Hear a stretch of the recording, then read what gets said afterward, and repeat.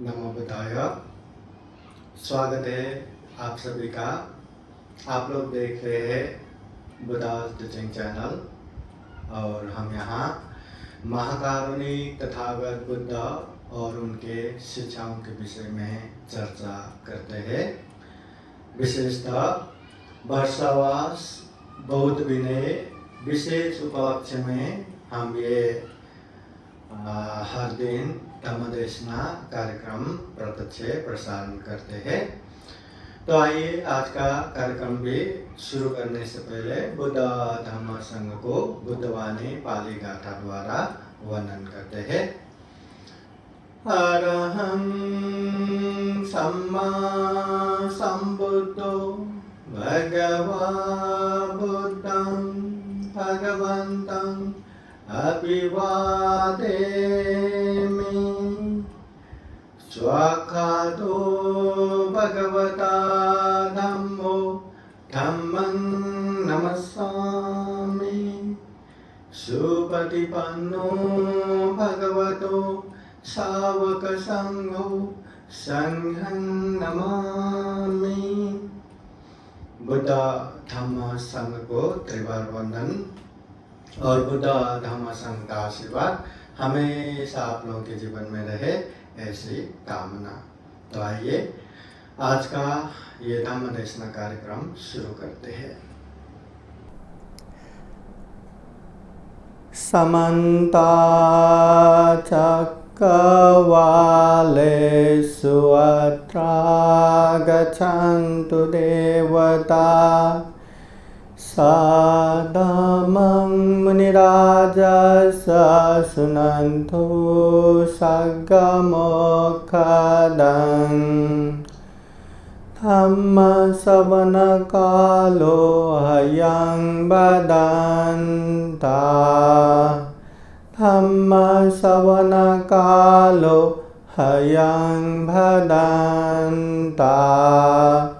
धम्मश्रवणकालो ह्यं वदन्ता।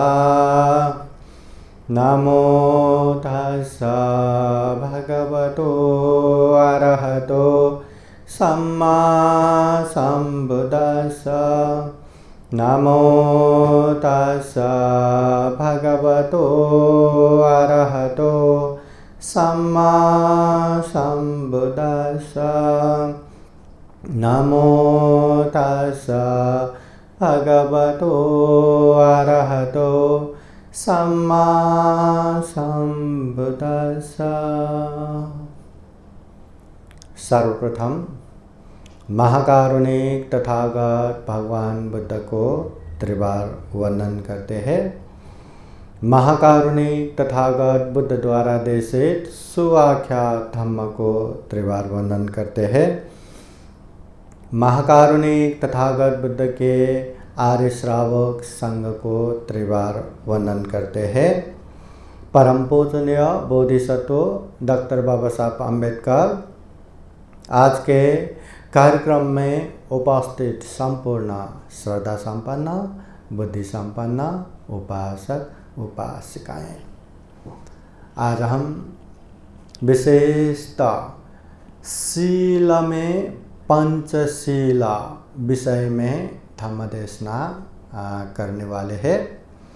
विशेषतः महाकारुणिक तथागत बुद्ध कहते हैं शीलं रखन्तु सर्वदा। ये शील हमेशा पालन करना चाहिए। कभी कभी विशेष अवसर पे नहीं, हर दिन पालन करना चाहिए, हर समय पालन करना चाहिए। क्योंकि ये शील बिगड़ गया तो अकुशल होता है, पाप होता है, और पाप किया तो उसका विपाक भयानक और दुखद आना ही है। इसलिए हमें जीवन में दुख पसंद नहीं, अशांति पसंद नहीं है, तो हमें शील पालन करना है, वो भी हमेशा पालन करना है। महाकारुणिक तथागत बुद्ध कहते हैं जो व्यक्ति जीवन में अच्छे से शील पालन करते हैं उसे सुगति की तरफ लेके जाते हैं, उसे भोग संपत्ति प्राप्त होता है, उसे दुख मुक्त निर्वाण प्राप्त होता है। इसलिए विशुद्ध रूप से ये शील को पालन करना चाहिए, ऐसा तथागत बुद्ध कहते हैं।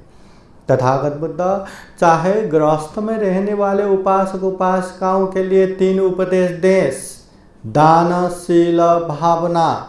श्रद्धापूर्वक दान देना, अच्छे से शील पालन करना, ध्यान भावना करना। उसमें से दूसरा शील के विषय में उपदेश देते हैं।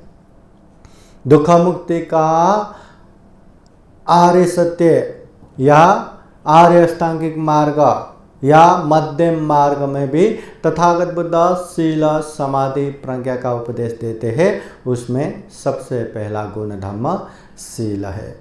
चाहे 10 पारमिता में हो, तथागत बुद्ध दूसरे पारमिता में शील पारमिता का उपदेश देते हैं।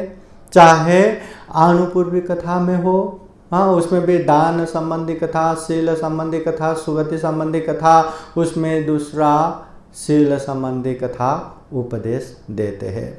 इस तरह तथागत बुद्ध ने अनेक जगहों पे शील के महत्व के विषय में, शील के उपयोगिता के विषय में, शील के विषय में उपदेश दिया है। शील सभी गुण धर्म का आधार है। दुख मुक्ति का पहला मार्ग फल, श्रोतापति फल भी प्राप्त करना हो तो अभिन्न रूप से, अखंड रूप से शील को पालन करना पड़ेगा। मतलब कभी भी, कहीं भी, कैसे भी शील को नहीं बिगाड़ना, शील को पालन करना ये जरूरी रहता है। शील तथागत बुद्ध कहते हैं हमारे सर समान है। जिस तरह शरीर में सर का महत्व बहुत ही ज़्यादा रहता है, बिना सर के कुछ काम नहीं रहता, उसी तरह जीवन में शील का महत्व रहता है। शील के बिना इंसान सही रूप में इंसान भी नहीं बनता। ये शारीरिक रूप से अच्छा बनाने वाले, ये वाचिक रूप से अच्छा बनाने वाले, या शरीर से अनेक बुरे अकुशल पाप से बचाने के लिए, वाणी से करने वाले अनेक बुरे अकुशल पाप से बचाने के लिए ये शील सदाचार का महत्व बहुत ज़्यादा है। इसलिए जीवन में शील का पालन करना बहुत ज़रूरी है। शील कुछ चारित्रशील रहता है जिसे पालन किया जाता है, कुछ वारित्रशील रहता है जिसे छोड़ा जाता है। जो भी अच्छे है उसे पालन करते हैं चारित्रशील, जो भी बुरे हैं उसे छोड़ते हैं वारित्रशील। तो ये शील का महत्व बहुत ज़रूरी है। अब शील अंतर्गत भी पंचशील, हाँ, हमारे समाज में, विहार में या कहीं भी बौद्ध जगत में देखा जाए तो हर किसी को शील बोले तो पंचशील है आसानी से समझ जाता है। मतलब पंचशील ही शील है। हाँ, शील में पंचशील है, पंचशील शील है, पर शील अंतर्गत बहुत सारे शील आता है, उसमें से एक है पंचशील। मगर पंचशील बोले तो शील ही है। हर विहार में जाने वाले उपासक उपासिका क्यों न हो, बुद्ध धम्म संघ के शरण में जाने वाले उपासक उपासिका क्यों न हो, हर कोई ये पंचशील बोले तो शील, शील बोले तो पंचशील सामान्यतः आसानी से यही समझता है। महाकारुणिक तथागत बुद्ध के दैनिक जीवन में, तथागत बुद्ध ने दैनिक जीवन में ये शील को हमेशा पालन करना चाहिए, ये पंचशील को हमेशा पालन करना चाहिए, ऐसा उपदेश देते हैं।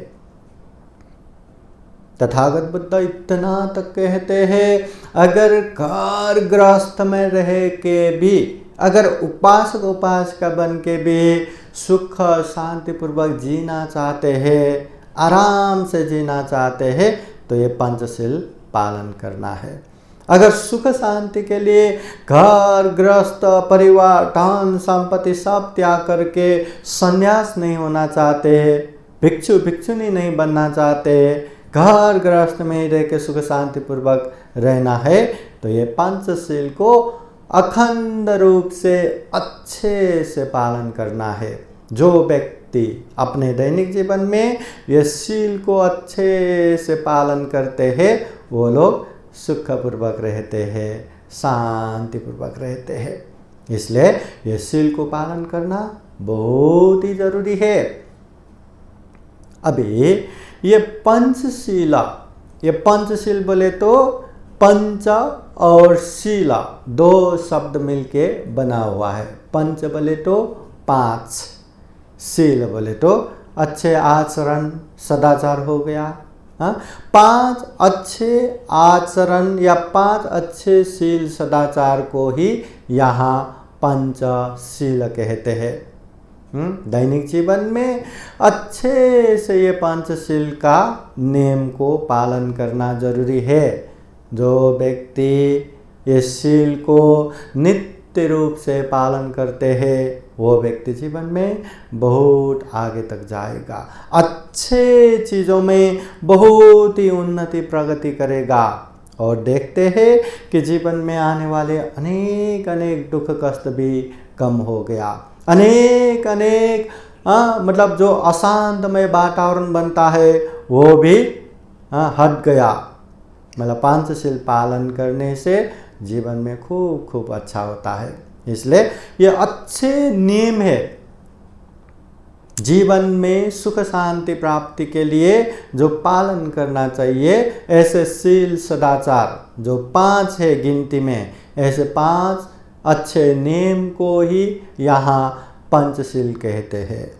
और ये पंचशील अभी अभी बनाया हुआ या भिक्षु संघ ने बनाया हुआ या ऐसे उपदेश दिया हुआ ये नियम नहीं है। ये पंचशील स्वयं तथागत बुद्ध ने ही उपदेश दिया है। और ये उपदेश भी ऐसे वैसे ही नहीं दिया है। जब जब जरूरत पड़ा, जैसे जैसे आवश्यकता पड़ा, वैसे वैसे तथागत बुद्ध ने ये शील का नियम बनाया है। ऐसे नहीं कि बुद्ध बनते ही चलो जो जो उपासक उपासिका बनेंगे उन लोगों के लिए पहले ही ये 5 शील बना देते हैं, ताकि जो जो पालन करेंगे वो लोग अच्छे उपासक उपासिका बनेंगे। ऐसे ही तथागत बुद्ध ने पहले से ही नियम बना के नहीं रखे।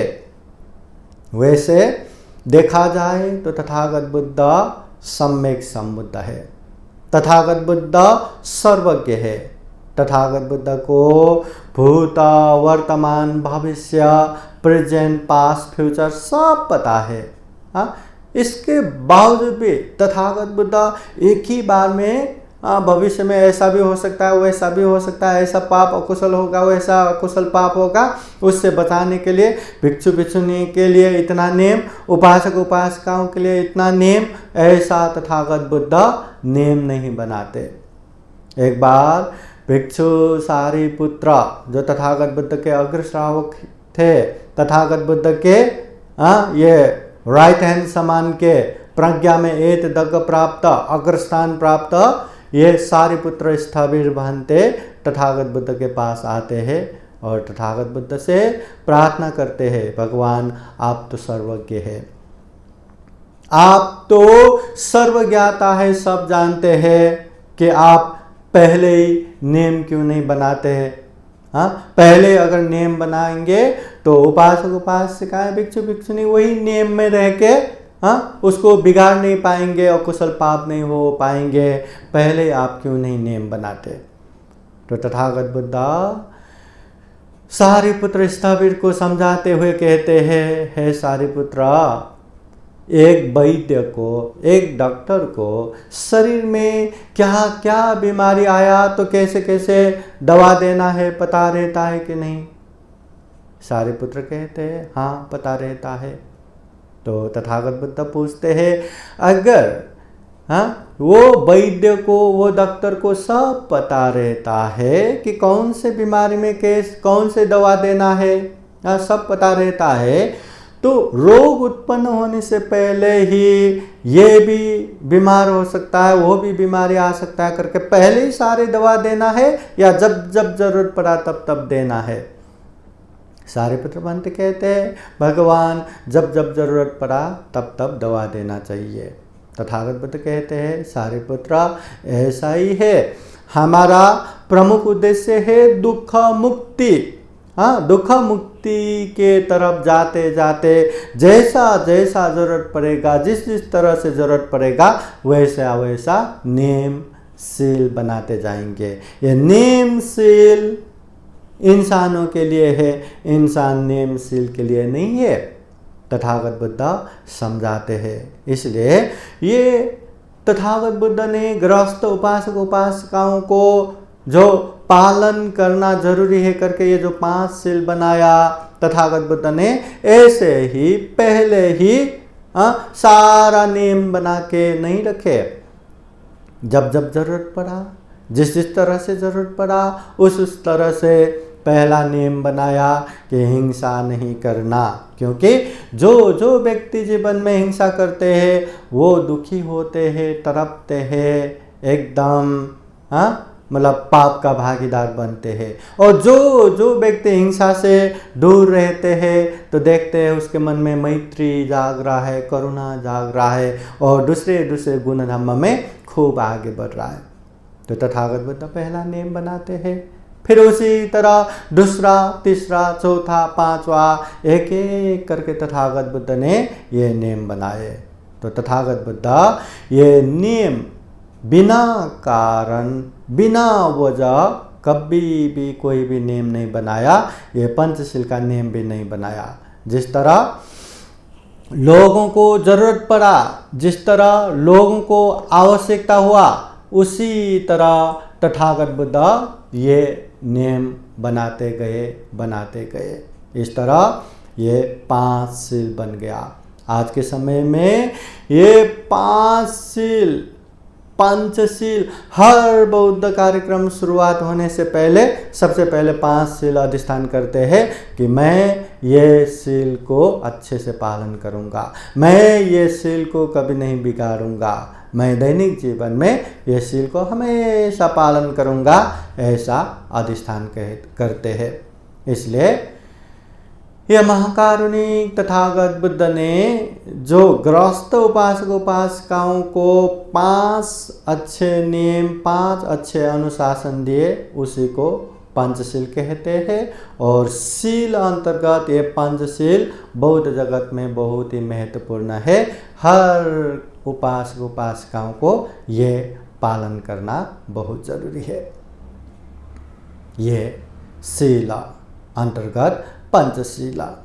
अभी ये पंचशील के 5 नियम ये क्या क्या है? पंचशील अंतर्गत ये 5 नियम क्या है? पंचशील 5 अच्छे अनुशासन हो गया, 5 अच्छे नियम हो गया, 5 अच्छे शील हो गया। तो ये पंचशील के ये 5 नियम क्या क्या है?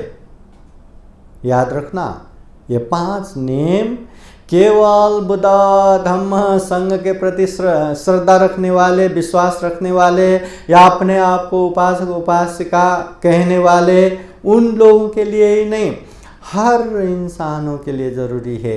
वो जो जीवन में सुखपूर्वक रहना चाहते हैं, शांतिपूर्वक रहना चाहते हैं, ऐसे हर इंसानों को ये 5 शील जानना जरूरी है, ये 5 शील पालन करना जरूरी है।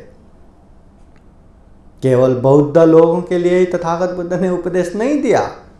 आप लोगों को पता होना चाहिए, जब तथागत बुद्ध ने ये पंचशील का उपदेश दिया तब वहाँ बुद्धिस्ट करके कोई नहीं था, बौद्ध करके कोई नहीं था। हाँ, जो जो बुद्ध के शरण में आए, जो जो सुख शांत चाहते हैं, जीवन में दुख मुक्ति चाहते हैं, उन लोगों के लिए तथागत बुद्ध ने घर गृहस्थ में रहते हो ना, ये 5 शील पालन करो, कल्याण होगा करके तथागत बुद्ध उपदेश देते हैं।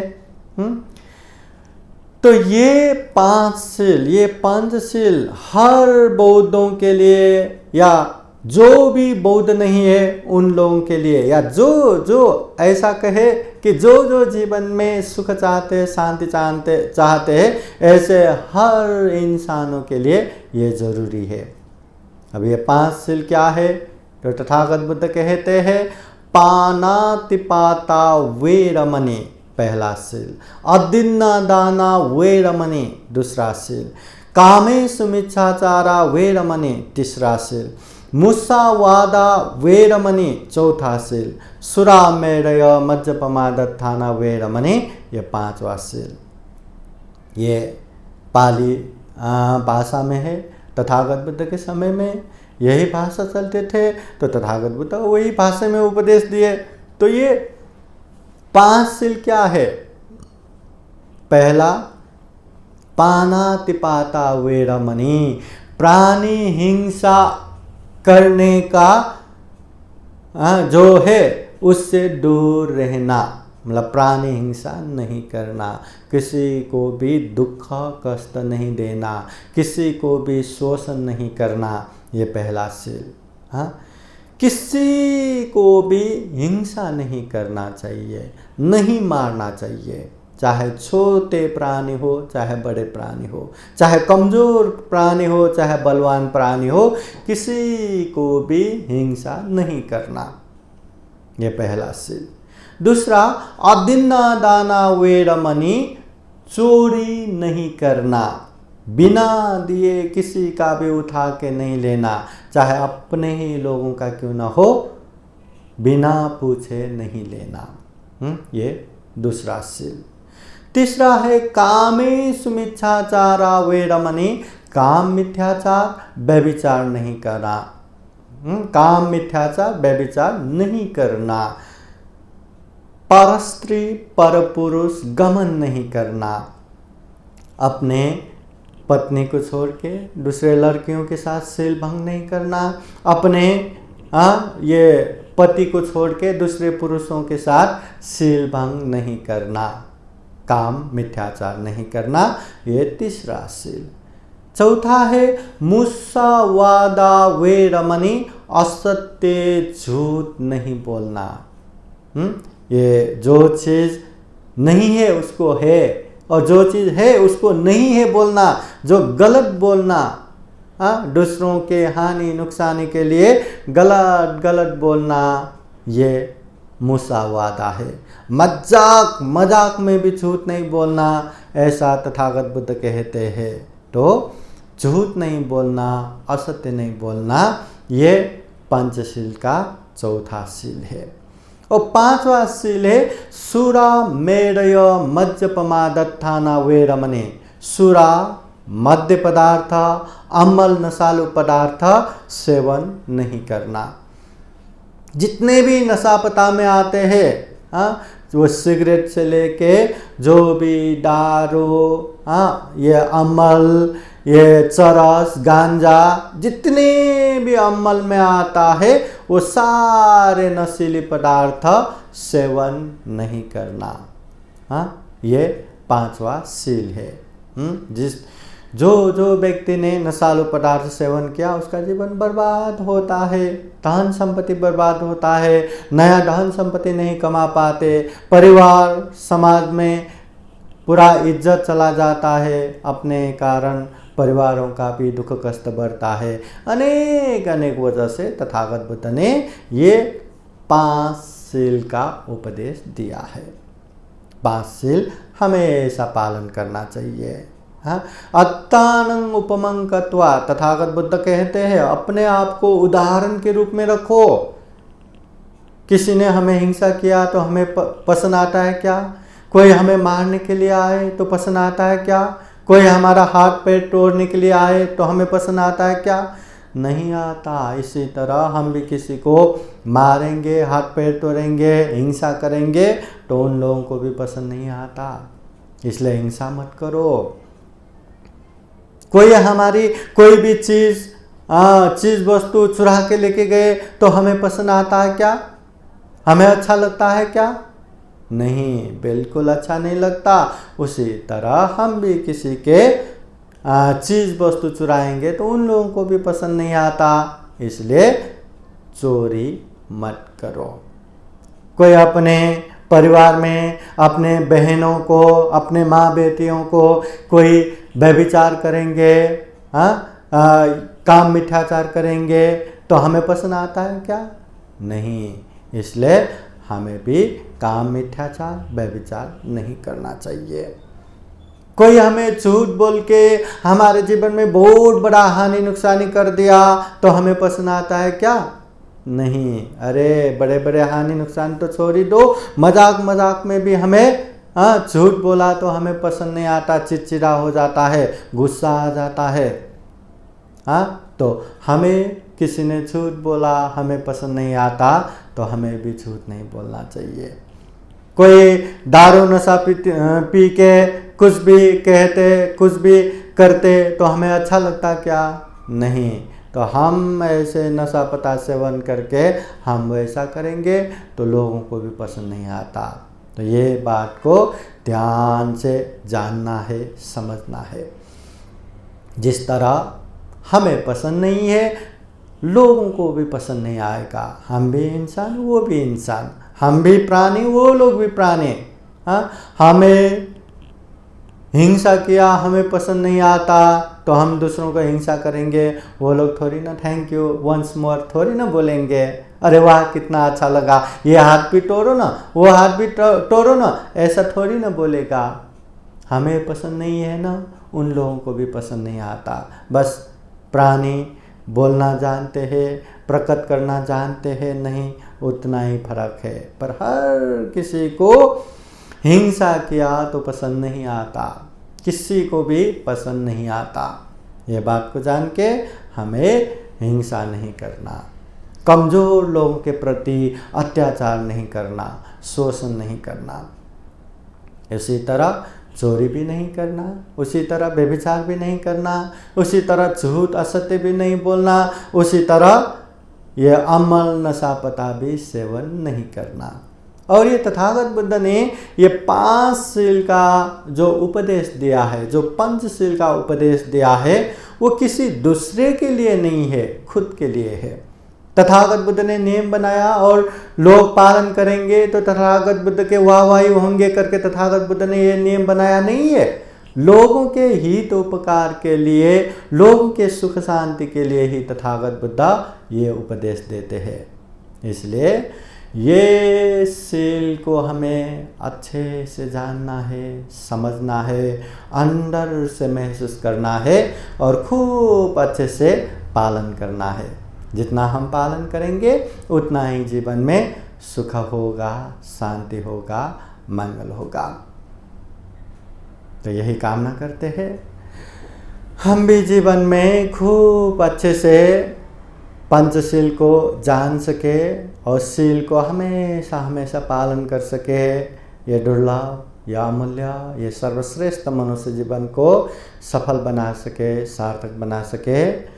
जीवन में खूब सारा पुण्य धर्म करते हुए सभी दुखों से मुक्त निर्वाण तक साक्षात्कार कर सके, ऐसी कामना करते हुए आज का ये धम्म देशना यही समापन करते हैं। सबका मंगल हो, सबका कल्याण हो, भवतु सब मंगलम। धम्म देशना के अंत में आप लोगों को बुद्धवाणी पाली गाथा द्वारा आशीर्वाद देते हैं। आप लोगों के जीवन में हमेशा हमेशा बुद्ध का आशीर्वाद रहे, धम्म का आशीर्वाद रहे, संघ का आशीर्वाद रहे, जीवन में खूब सारा पुण्य कर सके, आशीर्वाद देते हैं। सभीतियो विवाचन्तु सब्बरोगो विनाशतु माते भवतु अन्तरायो सुखी दीर्घायुको भव। भवतु सर्वमङ्गलं रक्षन्तु सर्वदेवता सर्वबुद्धानुभावेन सदा सोत्थि भवन्तु ते। भवतु सर्वमङ्गलं रक्षन्तु सर्वदेवता सर्वधर्मानुभावेन सदा सोत्थि भवन्तु ते। भवतु सर्वमङ्गलं रक्षन्तु सर्वदेवता सर्वसङ्घानुभावेन सदा सोत्थि भवन्तु ते। एचितं पाचितं तुय्यं क्षिप्रमेव समेचतु सबे पुरेन्तु चित्तसङ्कल्पा छन्दोपन्नरसो यथा। आयु आरोग्य सम्पत्ति सर्ग सम्पत्तिमेव च अधो निब्बान संपाति इमिनाते समीसतु। साधु साधु साधु बुद्धं नमामि, धम्मं नमामि, संघं नमामि, अहं वंदामि सर्वदा। सबका मंगल हो, सबका कल्याण हो, सुखी हो, सुखी हो, सुखी हो। आज का ये कार्यक्रम यहीं संपन्न होता है।